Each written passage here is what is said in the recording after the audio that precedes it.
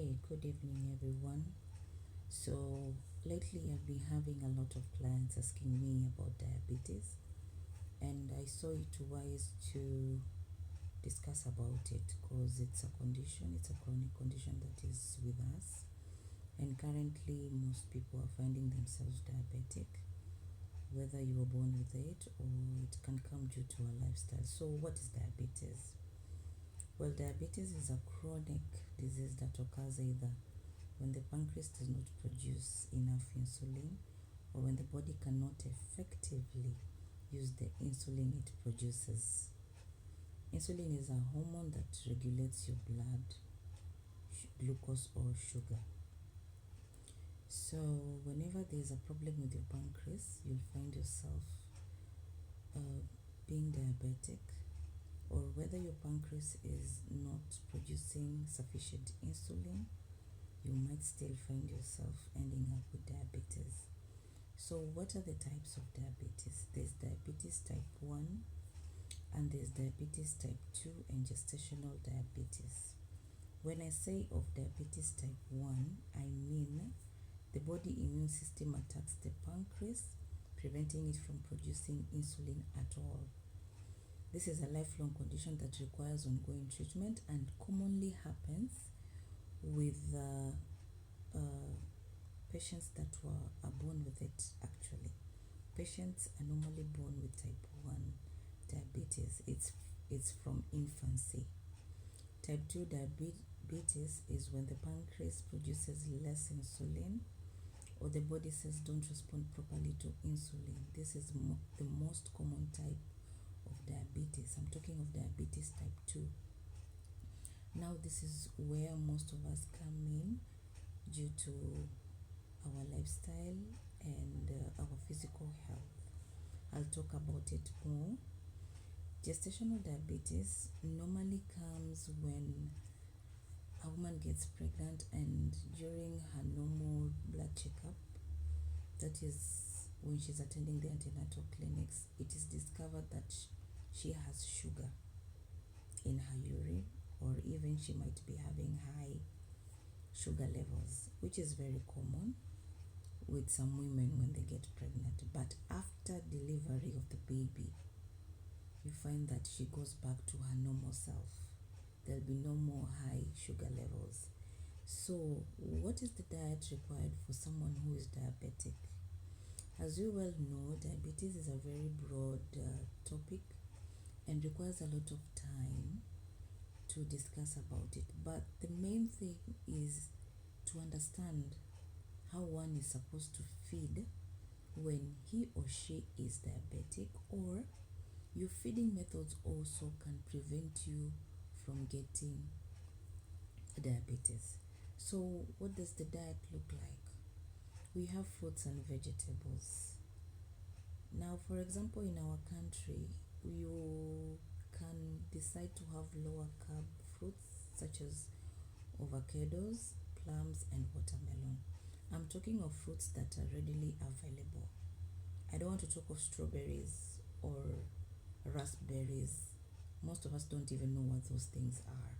I'm talking of the fruits that we are able to see in the markets, in our local markets wherever we live. So it's easy for you to find an avocado. Watermelons are everywhere. Plums, they come in season, but they are also readily available once they're in season. I'm talking of whole grain diet, whereby you take brown rice. Even if it's bread, you can only take 2 slices of brown bread, brown chapati. Forget about the white chapatis completely. You just need to take whole grain starch. For proteins, we have lean meats, chicken, fish, turkey, eggs, nuts are also good, beans, and lentils. Lentils tunaongelea dengu. When I mean dengu, it's not green grams. Dengu, the yellow dengu, yellow lentils. And then we also have kamande. It's also very nice for your diet. If one decides to take on dairy products, ensure that your dairy product is of low fat. Don't take dairy products that are very rich in fat. You can also take yogurt. Cheese is optional. I know most people can't tolerate the taste of cheese, but for those who are taking cheese, you really need to watch the amount of cheese that you take. And then something to really talk about when it comes to diet: carbonated drinks. Here in Kenya, we find people drinking a lot of processed drinks. I'm talking of soda. That soda contains a lot of sugar. Del Monte has sugar. The best juice you can make is the one you make in your own house. The blended mangoes, the blended avocado juice. Those are the things you can take, and without sugar. Do not add sugar to those fruits whenever you're blending them for juice.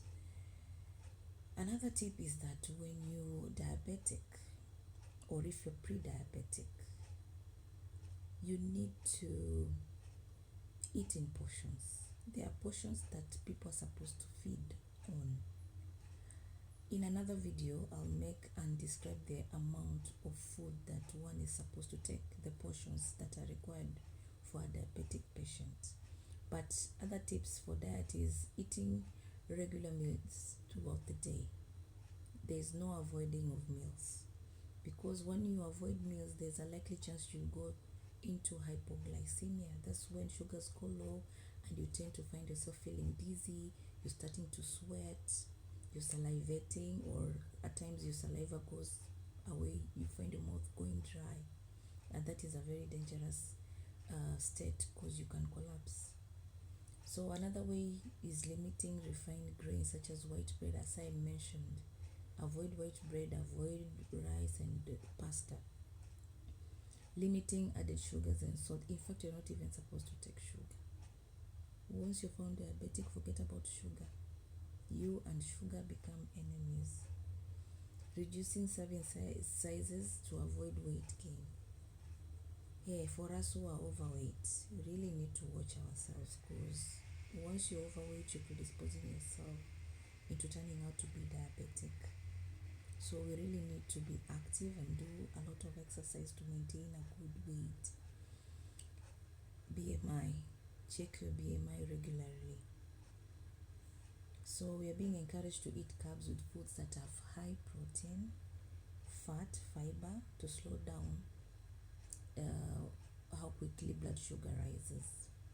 So how do we prevent, especially the type 2 diabetes?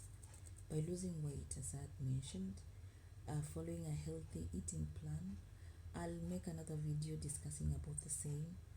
Get regular exercises.